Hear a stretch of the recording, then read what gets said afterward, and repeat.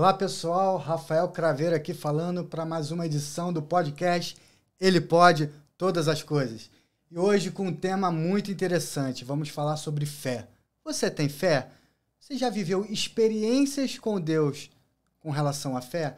Vamos falar esse assunto de forma vasta e vai ser uma série.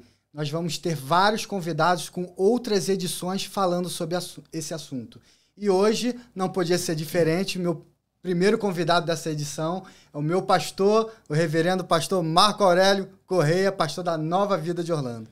Muito obrigado por essa oportunidade. É muito bom estar aqui com vocês de novo e poder falar desse assunto que é, para mim, o melhor assunto que existe, a fé. E a fé canalizada na pessoa certa, que é a pessoa bendita e gloriosa do Senhor Jesus Cristo. Vai ser muito bom te falar sobre isso. Você disse que isso vai ser uma série de podcasts. Vai ser essa edição, vai ter mais de uma semana, é isso? Isso, nós vamos falar sobre outras edições com novos convidados, com outros pastores, pastoras, vai ser tremendo. Perspectivas diferentes, maneiras de ver diferentes, mas todo mundo falando sobre fé. E você? Ele já perguntou, eu quero perguntar também. Você tem fé? Se você tem, fica ligado com a gente, que essa conversa aqui vai ser maravilhosa. A palavra do Senhor, ela define em Hebreus 11, versículo 1, ora, a fé é a certeza daquilo que esperamos, é a prova de coisas que não vemos. Na prática, pastor, como é que a gente pode definir isso aí? Na prática, eu diria assim, todos nós temos a nossa história sobre a fé, né? Até chegam a fazer algumas brincadeiras, dizem que uns fé de mais, outros fé de menos, né? Isso é uma brincadeira. Mas o que isso quer dizer? Isso quer dizer que mesmo quem tem, assim, uma fé que manifesta de maneira grande, ou aquele outro que fala sobre fé, mas que é um pouco mais acanhado para falar sobre fé, é a tal da brincadeira do fé de mais e do fé de menos, mas todo mundo tem a sua história de fé, canalizada ou para Jesus ou para outros alvos, vamos assim dizer, mas fé, eu acredito, está presente na vida de todo mundo. Até porque a Bíblia, independente da religião da pessoa, todos nós fomos criados pelo único Deus, que nós cremos é o Deus da Bíblia. Pessoas têm perspectivas diferentes sobre isso. Mas a Bíblia, que é o que nós cremos, declara que Deus compartilhou com os homens porções diferentes de fé. Ora, se Deus compartilhou com os homens, em algum momento na vida dessa pessoa, independente da época, independente do lugar, independente de qual religião que ele professa, independente da sua condição econômica, financeira ou cultural, em algum momento, se isso está dentro do ser humano, isso vai vir para fora. Uma hora, expressões, às vezes as pessoas, até quem diz que não tem fé, ou que não crê em nada, porque a fé está ligada a crer, a crença. Aqueles que dizem que não crê em nada, até mesmo um ateu, em determinados momentos na vida, certas frases que eles usam, que acaba saindo no meio de uma conversa, ou de uma circunstância, de uma situação, você percebe que lá dentro dessa pessoa ainda existe uma centelha de fé. Vou te dar um exemplo. Vamos imaginar uma pessoa que se diz ateu. Existe ateu? Uma meia dúzia no mundo inteiro.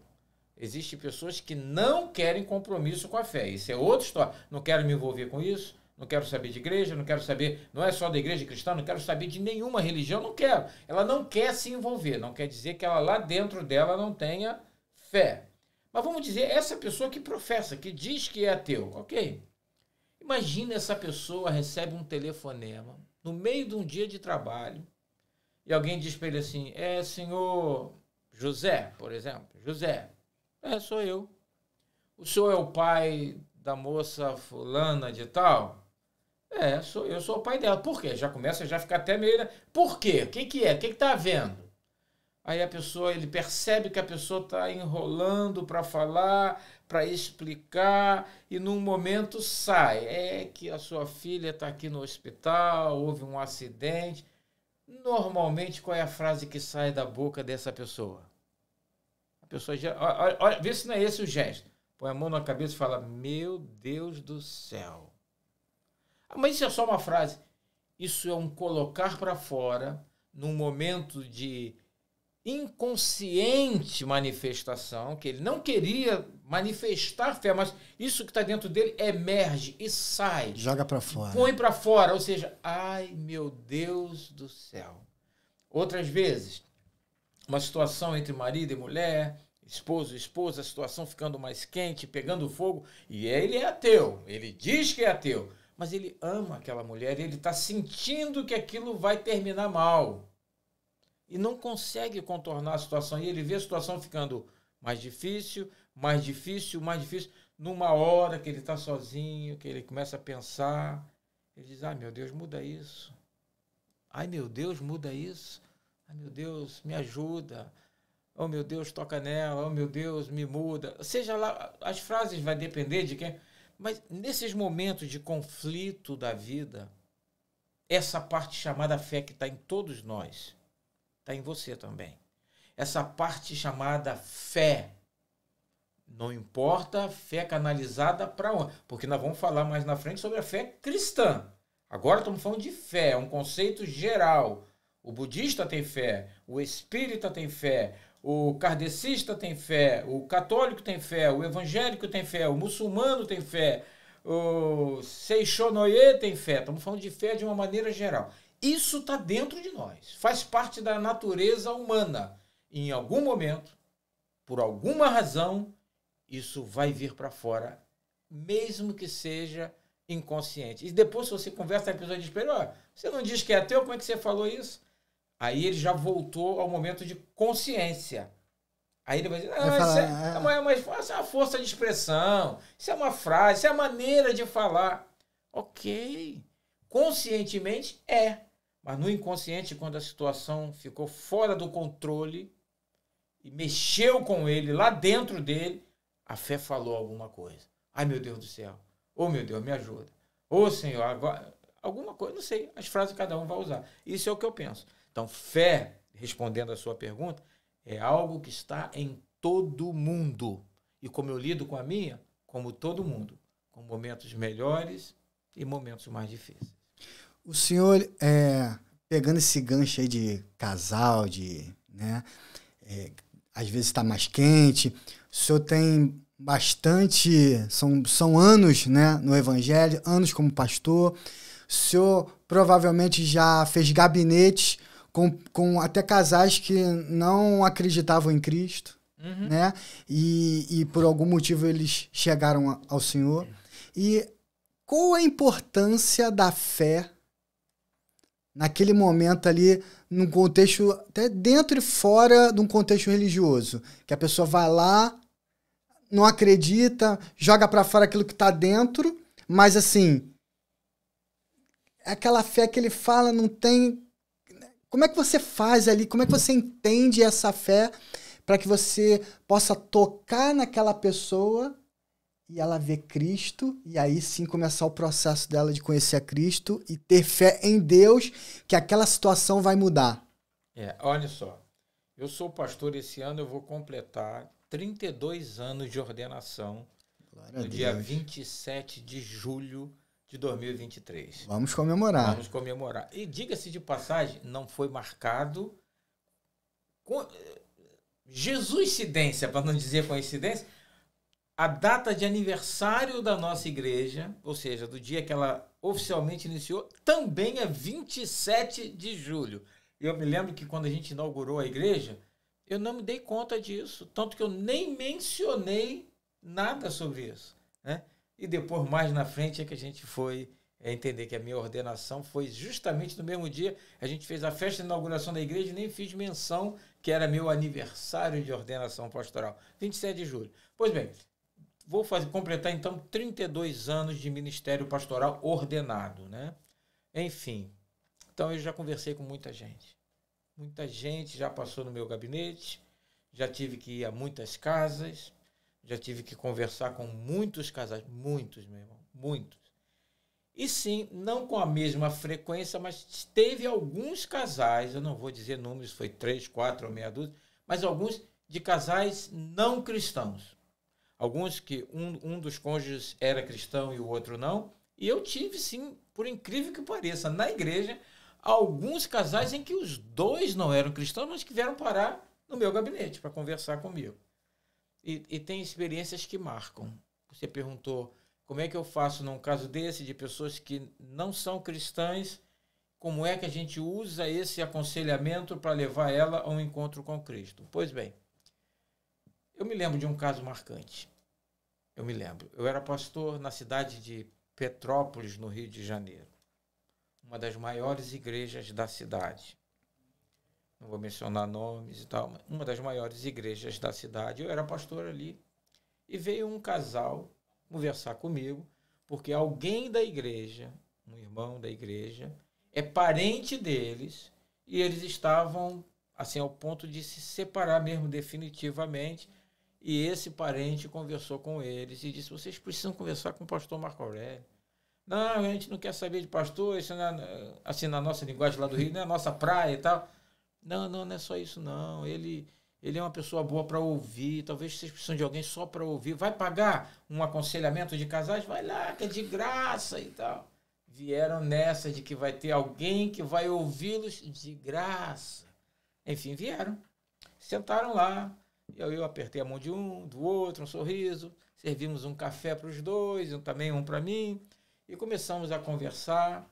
E eu percebi em 10 minutos que a separação se dava por muitas razões, mas que não era pelo sentimento de um pelo outro. Eles se gostavam, eles se amavam. Mas a famosa frase hoje, incompatibilidade de gênios. Ele era uma pessoa muito calma, muito tranquila, aquela pessoa que a gente costuma dizer assim, tem boca e não fala. E ela era exatamente o oposto. Diz a ciência que os opostos se atraem. Nesse caso, os opostos estavam separando, porque ela achava que ele não tinha iniciativa, que ele era assim e tal, que ela que tinha que ser a chefe da casa. Então, quando ela disse que ela tinha que ser a chefe da casa, eu tenho que ser aquela que como era a palavra? Que administra a casa, que toma as decisões, tem que partir de mim. Se não partir de mim, dele não parte nunca e tal. Aí foi o momento em que eu entrei com o Evangelho. Eu falei, será? E é tão somente será, viu? Pode ser que não tenha nada a ver e a gente vai continuar conversando. Mas não será que é justamente aí que está a maior dificuldade de vocês? Será que ele, por ser assim tão calado, tão na dele, está vendo você tomar o lugar dele de acordo com a palavra de Deus? Porque a palavra de Deus diz que a cobertura da mulher é o homem e a cobertura do homem é Deus. Por isso a mulher se sujeita ao seu marido, se submete ao seu marido. Não estamos falando de escravidão nem nada assim, porque Deus não constituiu um rei e uma vassala. Deus nos constituiu reis e rainhas, é um ao lado do outro, mas nenhum corpo sadio tem duas cabeças. Um corpo com duas cabeças é mitologia ou problema grave de defeito. Nasceu defeituoso. Porque todo o corpo só tem um cabeça. A igreja só tem um cabeça, que é Jesus Cristo. E levei o assunto por aí. E talvez, se ele já tem essa tendência de se calar, de ser tranquilo, talvez ele está se calando mais ainda para evitar que ele tenha que tomar uma decisão. Porque me parece aqui, inclusive, que é você que está querendo tomar. Porque ainda tinha mais isso. Quem estava querendo, pedindo, quase que criando o caso para uma separação, era ela. Mas ela gostava dele. Por aí eu entrei. Aí eu comecei a ver com eles na Bíblia, que ela disse que não, que esse negócio de que o homem aqui é o cabeça, isso é antigo e tal. Aí eu fomos para a Bíblia, foi o momento, eu vou mostrar para você o que está escrito. E aí comecei a mostrar alguns versos bíblicos onde Deus estabelece hierarquia em tudo. Na igreja existe uma hierarquia determinada por Deus, no mundo profissional vai sempre ter uma hierarquia e tal, e na família não é diferente. Deus estabeleceu uma hierarquia. E aí comecei a falar dessa hierarquia, comecei a mostrar alguns versos e tal, da palavra de Deus. Ele, obviamente, gostou demais da abordagem, ela relutou um pouco, mas o Espírito Santo começou a trabalhar ali, ela começou a olhar para ele, que eu disse, olha, talvez ele não está tomando atitudes e tal, para justamente não acontecer o que a Bíblia está dizendo, que vai acontecer e tal. Talvez ele está sendo prudente. Fui levando. O final daquela conversa foi que Essa conversa levou 2 horas e tanto. Mas com idas e vindas, com levantar de vozes e abaixar de vozes, com um café e outro, começou a sair um sorriso no meio de uma frase. Não, mas você também... Ah, mas que é isso, né, minha filha? Mas também... Tá... Ele começou a falar, ela começou a baixar o tom de voz. E o final, senão a gente vai ficar aqui as 2 horas para falar tudo que eles falaram, eu nem lembro tudo. O final é que os dois terminaram de joelhos na minha sala, recebendo a Jesus Cristo como Senhor e Salvador. Isso lá em Petrópolis. Então, assim, não existe situação em que a gente não tenha condição de entrar com a mensagem da fé em Cristo Jesus. Até porque, como eu disse, nós vamos fazer a parte de anunciar. A fé está dentro delas. A gente só tem que achar o momento certo para jogar aquela pílulazinha que vai tocar lá nesse ponto, para que isso levante. Às vezes isso vai ser de maneira pacífica, numa conversa gostosa, e às vezes não, a coisa tem que chegar até ficar um pouco quente, para quando chega na questão da razão, a gente vai conseguir pensar alguma coisa. Enfim, nós temos que estar ligados, temos que estar falando com Deus. Eu, toda vez que estou aconselhando, seja casal, seja jovem, graças a Deus, eu não sei se eu desenvolvi ou se Deus me deu essa capacidade de dividir meu cérebro. Uma parte está falando com Deus, outra parte está falando com a pessoa. Uma hora eu estou ouvindo mais essa pessoa e botando isso para Deus, outra hora eu estou pedindo mais Deus para Ele me falar, para eu ter o que falar para essa pessoa. Mas fato é, a fé vai encontrar sempre espaço, seja qual for a situação humana que as pessoas estejam atravessando. E é tremendo você ver o agir de Deus, né? Gente, entrou 2... entre aspas, ateus na minha sala e saiu 2 cristãos da minha sala. É lindo ver como isso. Deus faz, né? E através da mensagem do Evangelho, isso vai transformando, com certeza transformou e mudou a história daquele casal. Oh, sim, ficaram com a gente lá na igreja. Eu fiquei nessa igreja há algum tempo. Eu não posso precisar, era uma igreja grande. Já tive a oportunidade de pastorear algumas igrejas grandes. Essa se falava, eu não sei porque nunca contei, se falava de em torno de 2.400 membros. É uma das maiores igrejas da cidade em Petrópolis, né? Então eu não sei exatamente o número, mas sempre tem o que falar, sempre tem algo para compartilhar. E essas experiências marcam a vida da gente. Mas porque eu também sou casado, eu também tenho esposa. E eu ouço coisas assim que posso usar depois na minha casa, entendeu? Para evitar que essas coisas aconteçam na minha casa, né? A fé é algo assim, você imagina, até onde eu me lembre, não posso pensar, mas acho que esse casal ficou na igreja até quando eu fui transferido, saí de lá. Não me lembro ao certo isso não, mas o fato é que entrou 2 dizendo-se ateus, que vieram porque um parente insistiu, eles não quiseram dizer que era porque ia ser de graça, não ia ter que pagar um conselheiro, mas o parente me falou isso, né? Que foi essa o ponto que ele usou para trazê-los à igreja. Mas, isca, enfim, né? Foi a isca. Enfim, entraram apenas querendo um aconselhamento, porque estavam para se separar. Ela queria se separar. Ele queria, mas não estava fazendo esforço para isso, não. Aí saiu dali uma família novamente unida, caminharam juntos.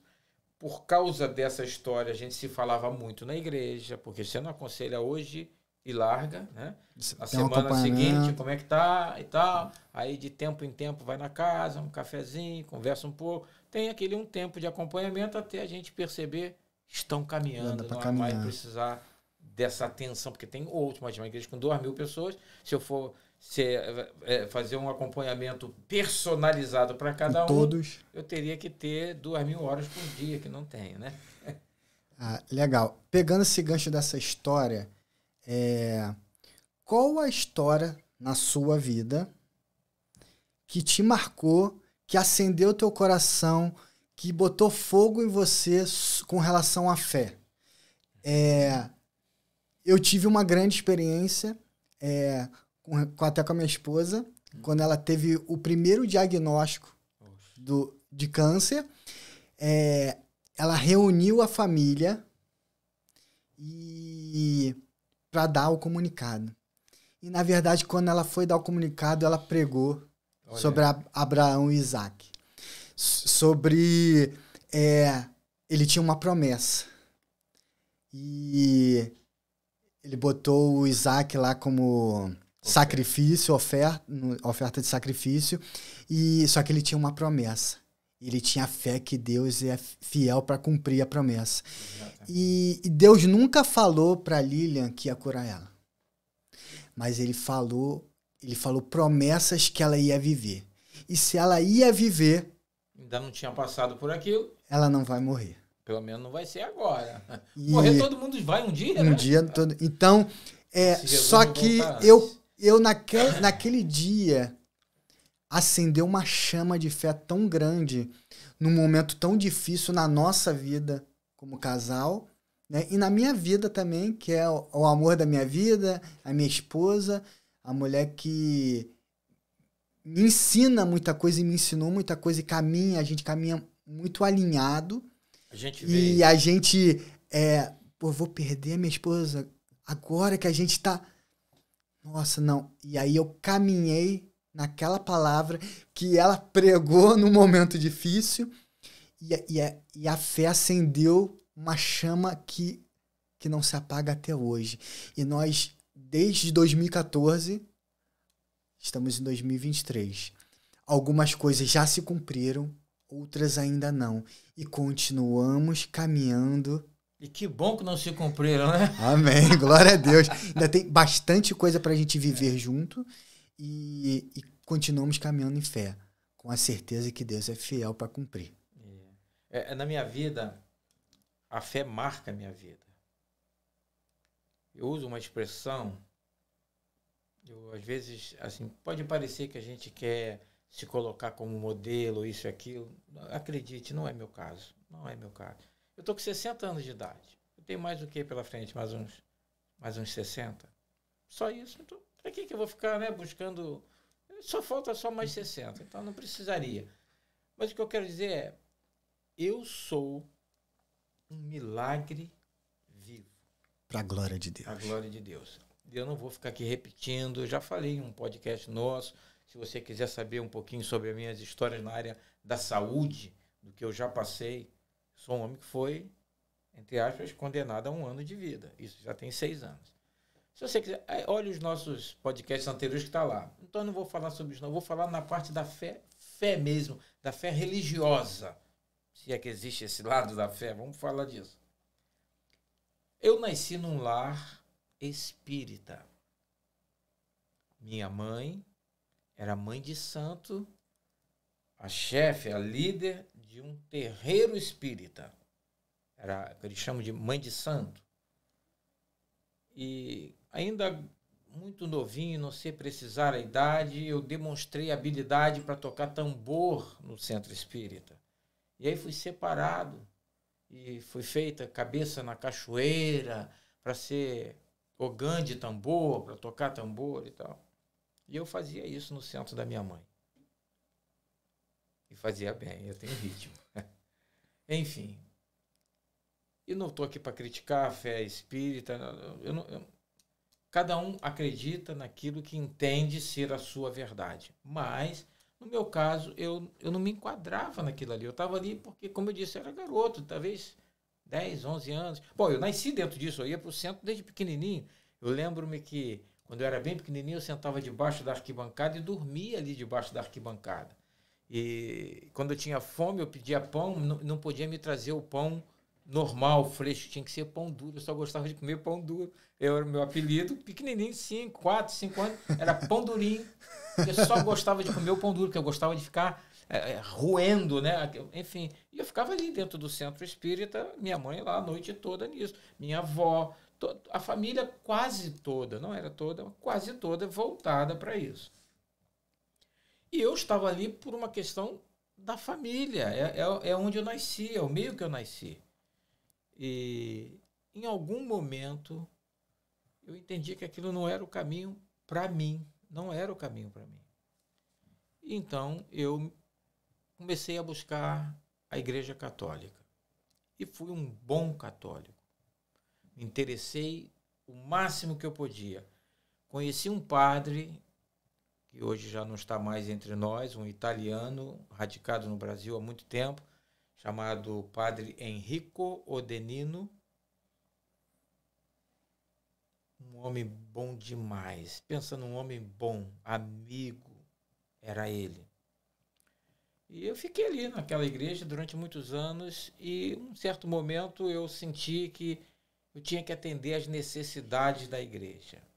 E o que a igreja mais precisava, acho que até hoje ainda é, vocações sacerdotais. Eu tinha esse negócio de ser, na época, o padre, o que está à frente, o que está a serviço de Deus. E eu já namorava na época a Cristina, que hoje é minha esposa, trabalhava em um banco, na área de seguros desse banco. Esse banco não existe mais, posso dizer o nome porque não existe mais, era o Banco Nacional. Trabalhava no Banco Nacional na área de seguros. E eu era supervisor de algumas agências do banco na área de seguros. Então, o gerente daquelas agências tinha que se reportar para mim, a quantidade de seguros que vendeu no mês, a quantidade no ramo tal, seguros de automóveis, ramos alimentares, riscos diversos, enfim, os diversos seguros, seguros de vida e tal. Eu tinha um bom emprego para a idade que eu tinha uma namorada, eu estava na igreja católica e eu achei que era o momento de eu me dedicar totalmente a Deus. Algo da fé estava me impelindo a, não importa mais ter a minha própria família, casar. Não importa mais ter um emprego no banco onde eu sei que eu iria crescer mais, porque eu era era o mais jovem supervisor de 5 agências. Se eu tivesse ficado no banco, com certeza, porque esse banco, quando acabou, ele foi absorvido por outro. Eu, com certeza, teria terminado minha carreira, aposentado, com um salário alto, porque eu já tinha um salário, para alguém da minha idade, na época, muito superior a grande maioria dos meus amigos. Eu me dediquei muito nessa área de seguros, tenho vários cursos de especialização na área, né? Enfim. E aí eu terminei o namoro com a minha atual esposa, eu deixei o banco não queria deixar eu sair de jeito nenhum, porque diziam que estava já conversado entre a diretoria, a minha promoção a gerente regional. Eu era supervisor de 5 agências, cada supervisor era ligado a um gerente regional. Geralmente um gerente regional tinha 5 ou 6 supervisores, ou seja, uma certa área, uma quantidade maior de agências do banco que era ligado. Eles diziam que eu ia ser o próximo gerente regional. Eu tinha uma carreira já pela frente. Carreira pela frente, né? E, enfim, e trabalhava de terninho e gravata, centro da cidade do Rio de Janeiro, com tudo que eu precisava estava ali à minha disposição. Mas eu queria servir a Deus, essa questão da fé, como você disse, na minha vida pessoal, eu queria servir a Deus. Eu deixei tudo. Ao ponto que o banco, não querendo me dar demissão, me mandou para uma psicóloga lá no centro. E eu fui a 3 sessões com essa psicóloga para que ela fizesse um parecer para o banco, dizendo que eu sabia o que estava fazendo, porque eles acharam que por alguma situação na minha vida eu estava sem domínio das minhas emoções e tal, jogando fora uma carreira e tal. O banco me mandou para essa psicóloga, eu fui 3, e na terceira eu tive que dizer para ela, se a senhora não fizer o relatório dessa vez, eu vou ter que simplesmente abandonar o emprego, porque eu tenho data para me apresentar no seminário. Enfim, ela fez tal, então lá no banco entenderam e deram minha demissão e eu saí. E fui estudar para ser padre. Estive ligado a esse seminário, lá tem os seus estágios, começa com o chamado GVA, Grupo de Vocações Adultas, por causa da idade que eu já tinha. Iria, obviamente, como eu já tinha 2º grau completo, estava fazendo faculdade, iria já para um nível que eles chamam de seminário maior, então é para pessoas já adultas e tal. E eu estive ligado a esse seminário, passando por os diversos níveis, até ser um seminarista regular, morando no seminário, já usando batina, 4 anos nesse processo. E estudando. E, mais uma vez, eu não quero ofender a fé católica, longe de mim essa intenção. Nós não vemos aqui falar de igreja, vamos falar da fé. Então, eu estou contando a minha experiência. Em algum momento, algo dentro de mim disse assim, não é aqui. Não é aqui por quê? Criou-se um problema grave, porque eu comecei a falar acerca da idolatria das imagens dentro do seminário. E aí não vou entrar em detalhes, porque Isso aqui é um instrumento público e a minha intenção não é de falar da igreja A, B, C ou D. Quero falar da minha experiência. O fato foi que não havia mais espaço para mim ali. E isso foi como que puxar o tapete de debaixo do meu pé. Porque pensa num homem que queria ser padre.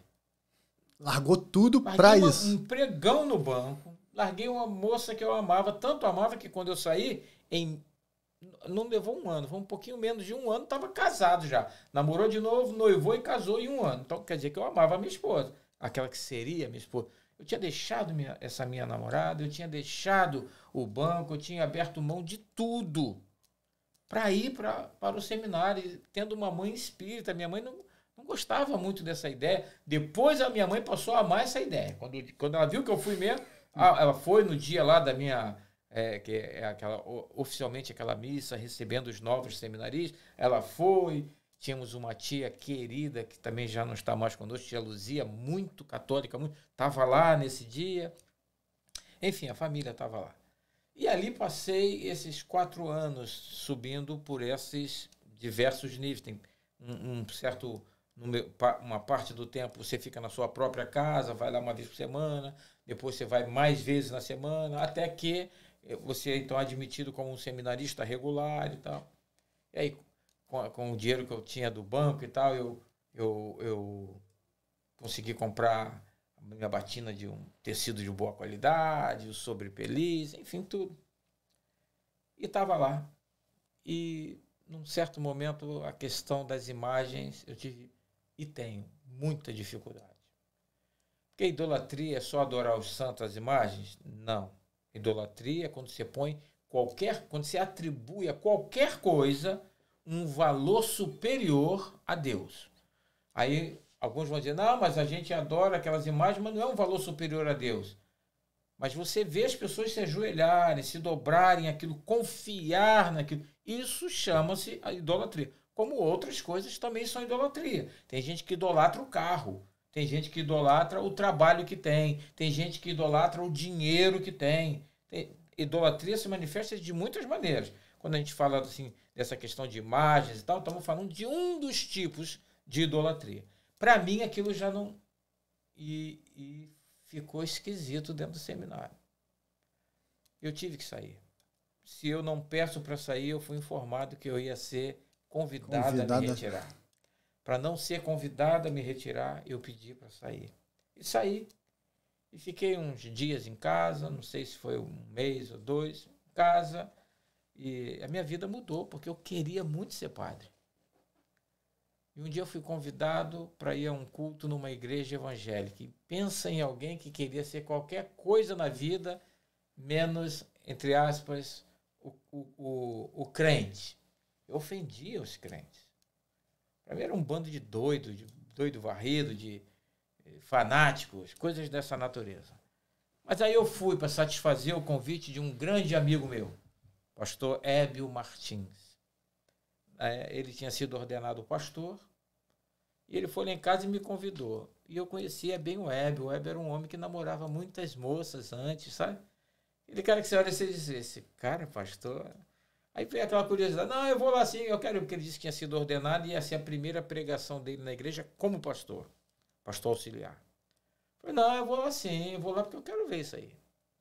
Meu amado, foi essa maneira que Deus usou para despertar minha fé. Eu fui, quando eu cheguei lá, um grande milagre aconteceu diante dos meus olhos.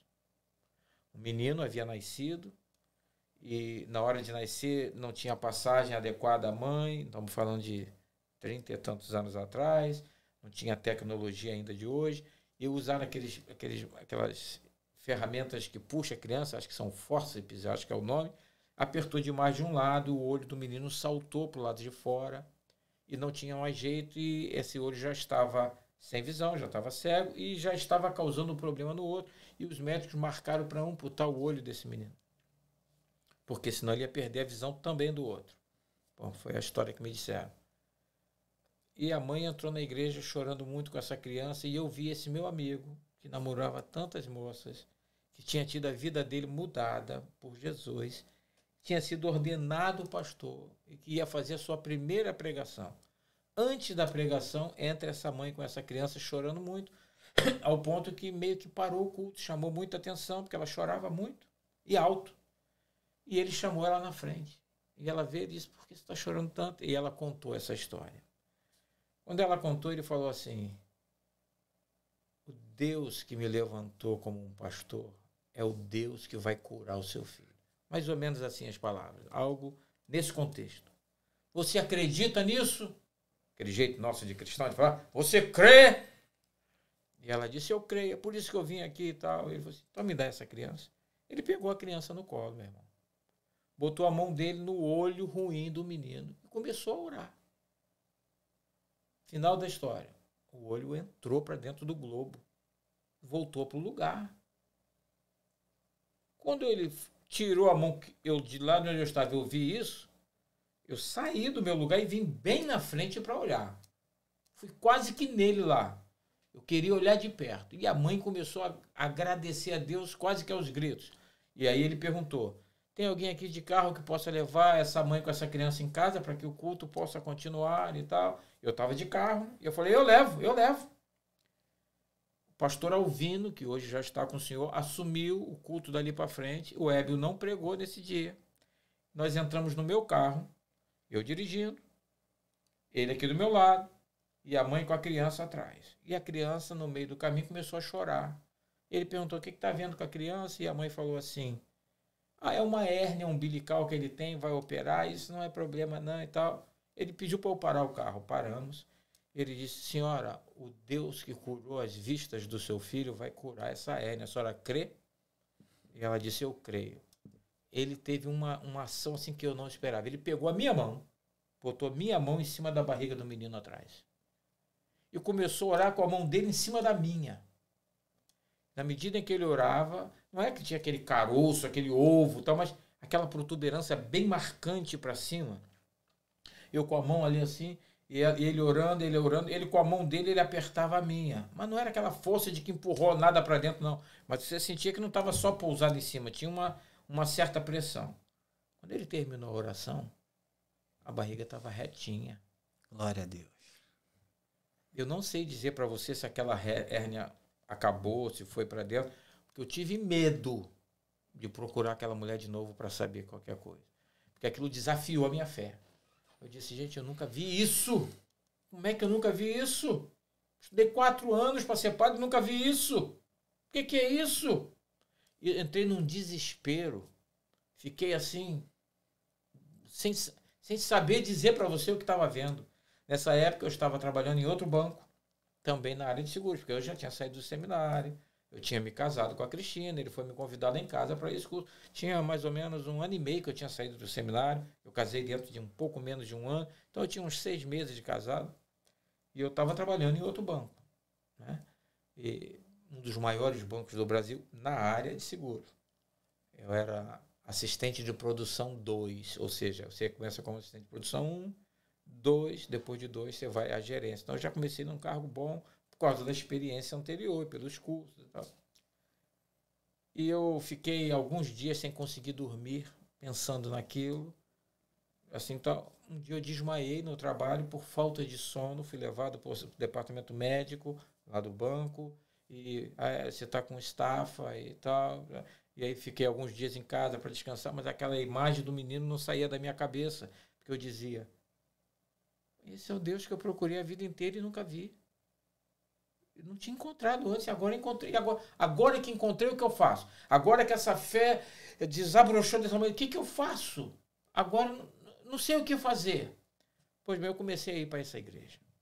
E eu fiquei nessa mesma igreja, eu nunca mudei de igreja. Eu me converti nessa igreja, dei vazão a essa minha fé, deixei isso vir para fora. Eu fiquei na mesma igreja, do dia que eu me converti ao dia que eu fui ordenado pastor.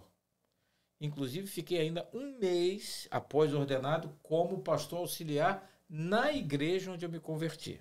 Depois de lá, eu fui enviado pelo bispo para uma outra das nossas igrejas, né? Enfim, isso mudou a minha vida de uma tal maneira. Aquilo que eu vi acontecer com aquele menino, quando eu comecei a ter os meus problemas de saúde, esse menino me vem à mente. Deus curou lá, não sei se tirou com a minha mão na barriga da criança, aquela protuberância sumiu, O Deus que fez isso por ele pode fazer por mim. Esse é meu sentimento. O Deus que fez no passado pode fazer hoje. Porque a Bíblia diz que Jesus Cristo é o mesmo ontem, hoje e eternamente. O que é que falta para Deus operar na vida de tanta gente, meu irmão? É fé. É fé. Ah, mas fé, mas aí a coisa não aconteceu. Oh, mas fé naquilo que você pode ver, que já está ali diante de você, não é fé, é vista. Ah, eu acredito que essa mesa está aqui porque eu estou vendo. Agora, acredite que essa mesa vai estar aqui amanhã sem ter mesa. Isso é um exemplo assim bem absurdo até, mas é fé aquilo que você não está vendo. O que você deu lá no início, o Hebreus 11:1? A fé é a certeza das coisas que se esperam e a convicção de fatos que ainda não se veem. Ou seja, a fé ela transcende razão, ela transcende o que é palpável, ela transcende o que é conhecido, ela transcende aquilo que está no meu alcance. A fé vai além, a fé é aquilo quando acabou, não tem outra solução, a fé entra em ação e as coisas acontecem. A fé está aqui dentro de nós. A gente tem que cultivar ela. Eu digo assim que a fé é como um músculo. Quanto mais você exercita, mais forte ele fica. Porque todos nós, meu querido, vamos experimentar momentos difíceis na vida. Eu estou pastoreando há 32 anos. Já tive momentos assim de grande êxtase, de alegria. Oh, que bênção ser um pastor. E já tive momentos de eu dizer para Deus, Senhor, por que o Senhor mandou ser pastor? Todo mundo vai experimentar momentos bons e momentos difíceis. A Bíblia diz assim, eu gosto muito da Bíblia, citar a Bíblia.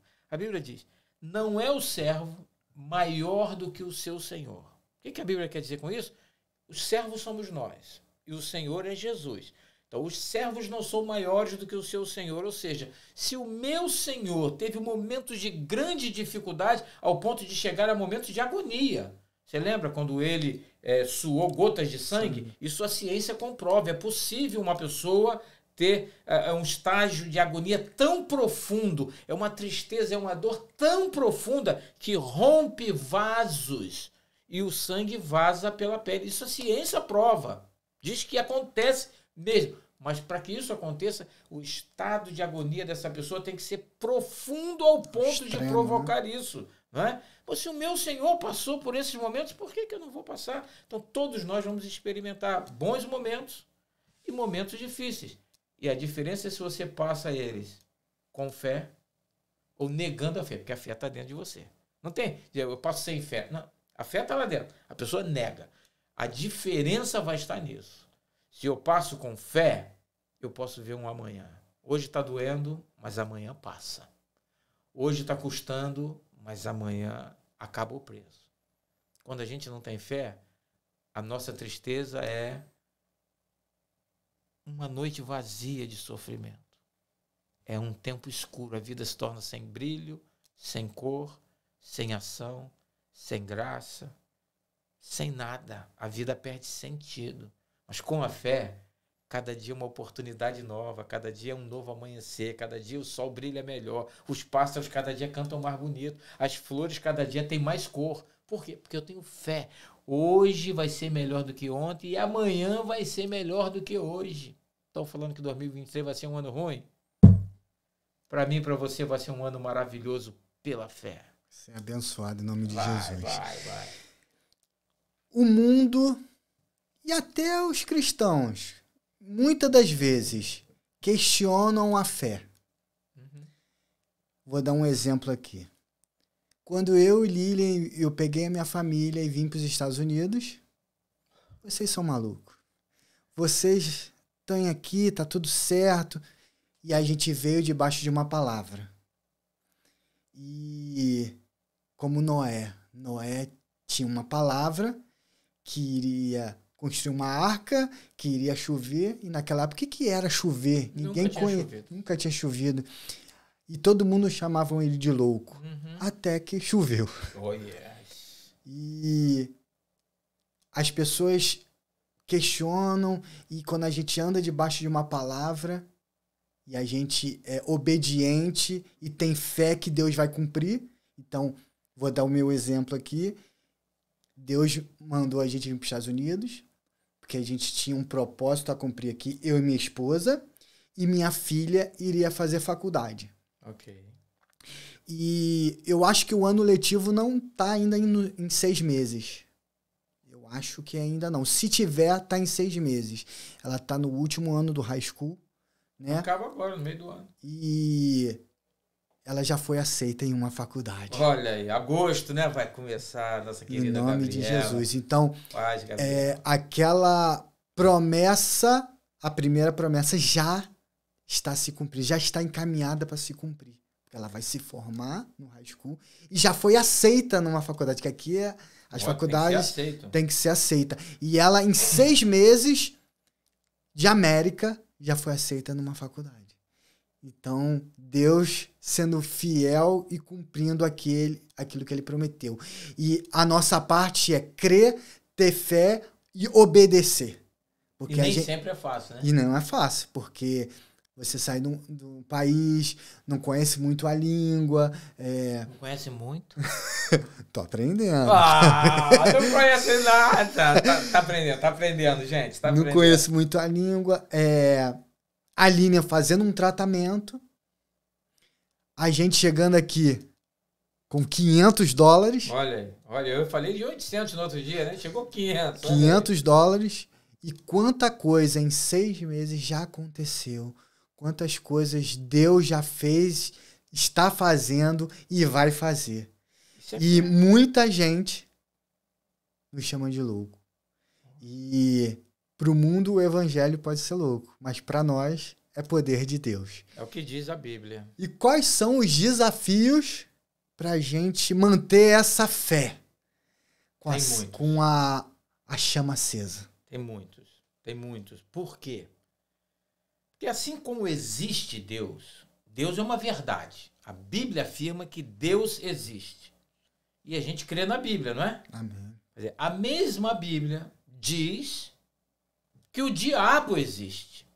Quem não crê que o diabo existe, não crê no que a Bíblia diz. Se não crê no que a Bíblia diz, pode até não crer em Deus, porque é a mesma Bíblia que diz que Deus existe e diz que o diabo existe. E assim como diz que Jesus veio para que tenhamos vida, e vida com abundância, a Bíblia diz que o inimigo, o diabo, ele veio para matar, roubar e destruir. Então nós estamos no meio de tudo isso, nós estamos no meio de uma vida abundante com Jesus, mas que também somos bombardeados com ataques que querem nos matar, roubar e destruir. E a fé é o que nos dá equilíbrio para atravessar isso. É a fé. Há momentos em que a gente não vê a mão de Deus fazendo as coisas, mas Ele está fazendo. Lembra da minha mensagem ontem na igreja? O que eu preguei ontem na igreja? Estou falando ontem aqui no dia que eu estou gravando. Para você chegar para você, já vai ter um pouco mais de dias. Mas a nossa aqui é uma conversa. Foi ontem na igreja, eu falei.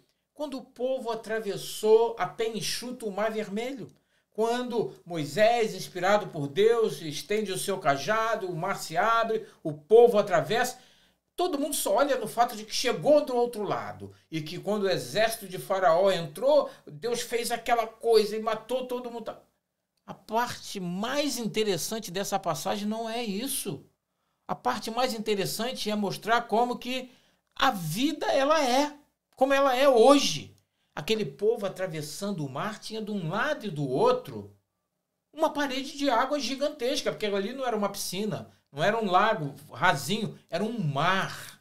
Então tinha aquela parede gigantesca de água e a água não fica parada, a água se movia. A qualquer momento o pessoal andando e vendo, a qualquer momento essa água vai cair em cima de nós, vai matar todo mundo. Aí você imagina, tá empurrando carroça, o fundo do mar não tem um tapete. Não é um asfalto, cheio de buraco, então a carroça cai no buraco, sai do buraco, empurra daí que o burrinho não está conseguindo puxar o cavalo e vai, anda mais rápido que essa água vai cair aí, gente, não dá para correr mais, tem gente de idade, imagina como é que era aquela travessia, gente. Eles não atravessaram 50 metros, não, era um mar. Então eles não viam a mão de Deus ali, mas a mão de Deus estava ali, era ela que segurava as duas barreiras, as duas paredes de água. A fé é assim, a gente tem que acreditar, viver isso. Eu não sei por que está me acontecendo isso e aquilo outro, mas Deus está no controle. A gente fala isso toda hora, parece que virou o que chamam de jargão, ou sei lá qual é a expressão. Todo mundo fala, Deus está no controle. É porque Ele está no controle. No outro dia fizeram um comentário com a Lília, porque no dia que ela falou aqui que o mar abriu, né? Alguma coisa assim. Não, que Adão e Eva, tem gente que diz que não existiu. Eu disse, não, mas existiu. É a mesma coisa que... Deus, ele está no controle. Eu tenho que levantar minha voz, eu não consigo. A minha fé me diz, fala, põe para fora. Deus é real, Deus é verdadeiro, Deus existe. Ele quer salvar você, ele quer mudar a sua vida, mudar a sua história. Ele mudou a minha, ele mudou a sua. A sua esposa, câncer, era para não estar mais com a gente. E está aí. E é ela que faz a edição desses vídeos, é ela que faz uma opção de coisas na igreja, junto com outros irmãos que fazem. A fé faz isso com a gente. Ah, quer dizer, então quem tem fé não vai morrer? Não, não. Se Jesus não voltar antes, todos nós vamos morrer. Mas a fé nos capacita a fazer coisas que no mundo normal, em situações humanas regulares, não faríamos. A Bíblia diz que com Cristo saltaríamos barreiras, com Cristo venceríamos exércitos. Ele diz, em meu nome farão sinais iguais aos que eu fiz e até maiores. Essa fé está à nossa disposição. E o melhor, eu não preciso buscar a fé. Ela já está aqui dentro. O que eu tenho que fazer é praticá-la, exercitá-la, dar espaço para ela. Mas por que muita gente não consegue? Aí entra a parte do pastor. O pastor reclama de tudo, né?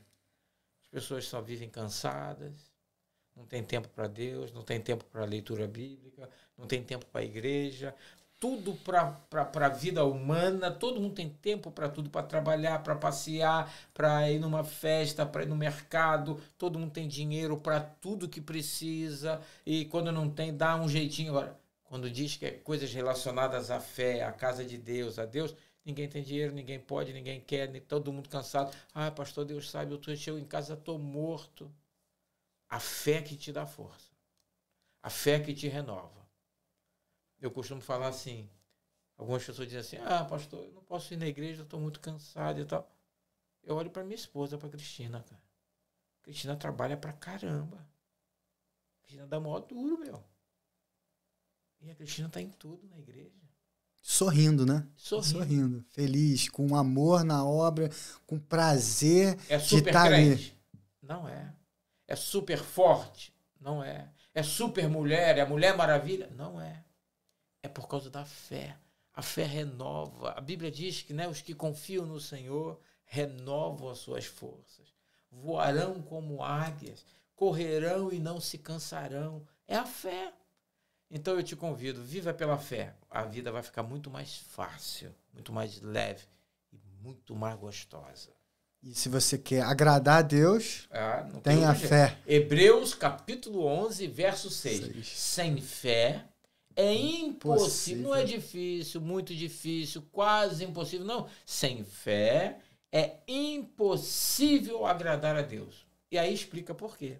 Porque é preciso que aquele que se aproxima de Deus creia que ele existe, e o melhor, e que é galardoador, ou seja, presenteador daqueles que o buscam. A fé é o sentido da vida, irmão. A fé é o sentido da vida. E quando a gente tem essa vida com o Senhor e tem essa fé em Deus, grandes coisas, a gente experimenta... Tem experiências com Deus tremendas, como você falou, eu cheguei a falar algumas coisas, e muitas ainda, em 6 meses aqui, quantas coisas... Já aconteceram. Parece que eu tô aqui, sei lá, 2 anos já. De tanta coisa, e todo dia é uma coisa, todo dia. E Deus, cada vez mais, com tudo que acontece, Ele vai testificando aquilo que você se propôs a viver, que é obedecer o que ele manda. E aí você vai caminhando pela fé e Deus vai... E as coisas vão acontecendo. Uau! A fé te move, cara. A fé te move. Quando você falou de estar aqui há 6 meses, quando eu retornei para a minha vida com a América tem 32 anos. Quando eu retornei para a América, eu estava como pastor auxiliar numa igreja enorme no Brasil. O pastor, eu não era o pastor presidente dessa igreja. O pastor presidente, Bispo Miguel, éramos 6 auxiliares, e eu era um desses auxiliares. Mas eu era um pastor de tempo integral, casa, salário, seguro-saúde. Eu tinha uma vida estável. Quando eu falei que queria voltar para a América, falaram, você está doido, vai deixar um igrejão desse? Um igrejão, você conhece. Uma igreja linda. E não é só o prédio, não. O prédio, sim, é confortável, é bonito. Mas o povo daquela igreja... Gente, como aquele povo nos recebeu. Como aquele povo cuidou de mim, da Cristina. Como, de repente, a gente sentiu que não estava mais assim, um pastor transferido para uma igreja. Não, como a gente já... Daqui a pouquinho a gente já se sentiu em casa, já era a nossa família, a gente já comia junto ali na cantina, ria com o povo. Não é aquele pastor que veio de fora, nomeado, e que às vezes a gente fica assim meio que deslocado, leva... Não, ali em Caxias foi chegar e... Eu estou em casa, gente! Entendeu? Quando a gente diz que vai sair com esse sentimento, eu tenho esse sentimento até hoje. Eu teria problema de voltar hoje para Caxias? Nenhum. Eu tinha um sentimento de que Deus estava me direcionando a abrir uma igreja nos Estados Unidos. E que já está aberta, já está funcionando. E que daqui a pouco, não sei, vai ser você, ou o pastor Marcos, ou outro irmão, ou alguém que o conselho vai nomear, vai pastorear essa igreja, e aí eu vou para onde? Não sei, pode ser que eu volte para Caxias, não sei. Mas para sair de lá precisou de fé. Porque como é que você sai de um... Olha só, olha a vida como está difícil hoje, meu irmão, minha irmã, meu amigo, minha amiga. Você largar uma igreja prontinha para ir começar numa outra que não tem nem lugar. Deixar 1000 e tantos irmãos que congregam com você para ir para um lugar onde você não conhece uma única pessoa. Deixar um salário confortável para você viver dignamente com a sua família todo mês para ir para um lugar onde você vai ter 0 de salário. Deixar um ministério de tempo integral, que é o que eu amo fazer, para vir para cá e voltar, como todo mundo, a ter trabalho secular. Nada errado, mas eu já tinha minha vida como um pastor de tempo integral. Voltar ao trabalho secular quase aos 60 anos de idade, com uma visão de abrir uma igreja aqui, que eu sei que não estou fazendo para mim, porque daqui a um tempo, outro vai pastorear essa igreja e eu vou seguir. Ou vai abrir em outro lugar, ou vai voltar para Caxias, ou para São Paulo, para onde a igreja achar que é melhor para o serviço da igreja. Como é que a gente faz um negócio desse? Com olhos normais, naturais, não tem lógica. Não faz sentido. Mas pela fé, a gente sabe que pode fazer coisas para Deus. A gente sabe que vai vir barreiras e elas vão ser superadas. Que vai haver dificuldades e elas serão superadas. A minha vida e a da Cristina é marcada pela fé. A gente vive pela fé. Quando a gente enfrenta aqui na cidade dificuldades, já houve, não da parte dos meus bispos, não, mas já houve conselhos de, larga isso, cara. Volta para casa. Eu tenho vontade de voltar, um dia eu vou voltar. Mas eu só posso voltar quando a igreja precisar de mim lá. Por quê? Porque por fé eu dei esse passo. A fé nos motiva, a fé nos energiza, a fé nos dá coragem. Porque o Marco Aurélio não tem essa coragem toda não, meu amigo. Deixar um salário todo mês, uma casa própria, uma igreja cheinha, eu não precisar ficar indo na rua buscar ninguém. Largar isso tudo para o quê? Se tivesse uma outra igreja aqui, eu podia dizer assim, porque escolheu um lugar melhor. Mas trocar tudo isso por começar absolutamente nada. Nada. É por fé, meu irmão. A minha vida é marcada pela fé. Tudo que eu faço é baseado na fé. E Deus nunca me decepcionou. Eu já decepcionei Ele. Eu sei disso. Mais de uma vez. Mas Ele nunca me decepcionou. A fé não decepciona. A fé em Deus. A fé na pessoa certa. Porque aí é para outro dia. A fé canalizada para lugares errados, para pessoas erradas, lamento, ela só traz problema. Mas a fé na pessoa de Jesus Cristo é garantia de uma vida feliz. Não quer dizer que vai ser só lá em cima, não.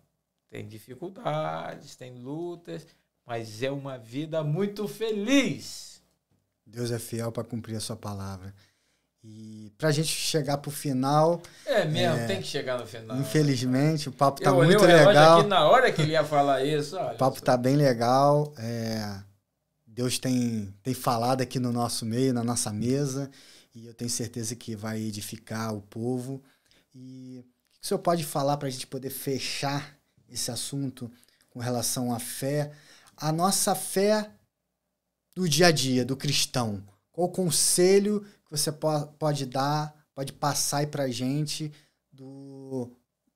da ovelha, do cristão, ter a fé do seu dia a dia? Acordou, o que vai acender essa chama ali do povo para a gente caminhar em fé e viver a palavra? Eu vou dizer.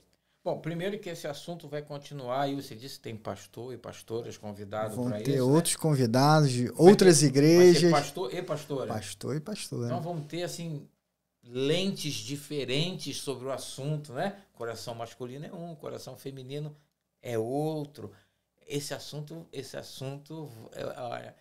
nosso podcast vai estourar, vai ser joia. Mas olha só, no dia a dia, como que eu vivo a minha fé? Eu vou dizer para você o meu caminho, que para mim tem funcionado muito bem. Se você achar que combina com você, segue.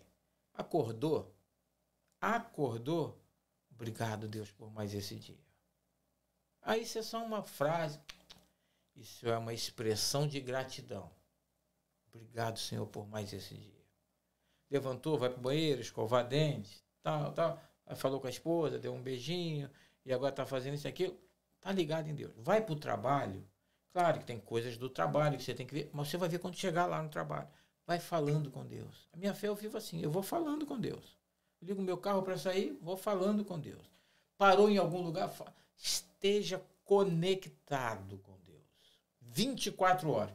Não é ser fanático, não é deixar de passear. Quando eu passeio, Deus passeia comigo. Quando eu vou com a Cristina no cinema, Deus vai no cinema comigo. Quando a gente vai para um restaurante, você sabe que a gente vai N vezes, Deus vai com a gente. Quando a gente vai comer pastel, Deus está ali comendo pastel com a gente. É Deus na nossa vida o tempo todo. Porque se não for assim, a tendência dessa fé é começar a esfriar, até que de repente ela gelou. E tem um ditado antigo que diz que é pior consertar algo do que fazer algo. Mantenha a sua fé viva. Leitura bíblica. Você não precisa ler 2 horas, não. Tivemos um irmão na igreja lá na Califórnia, quando eu fui pastor lá, quando eu fazia o meu mestrado de teologia, no Fuller Theological Seminar. Nós pastoreamos uma igreja lá, tinha um irmão, Vanderlei, hoje ele é pastor. Quando ele se converteu, ele lia a Bíblia, ele disse para mim que ele lia a Bíblia entre 2 a 5 horas por dia. Que bênção! Mas eu sei que nem todo mundo tem a disponibilidade de tempo para isso. Lê 10 minutos. Ah, pastor, 10 minutos eu não tenho esse tempo. Aí você não quer, já falamos em outros podcasts aqui. Tem gente que quer, tem gente que não quer. E Deus não vai te obrigar. Aí é com você. Mas se você quer, 10 minutos de leitura e viver ligado. Você não tem que estar orando dia e noite sem parar, não. Você não tem que subir escadaria de igreja de joelho para estar ligado com Deus, não. É o que você for fazer. Eu termino com essa frase.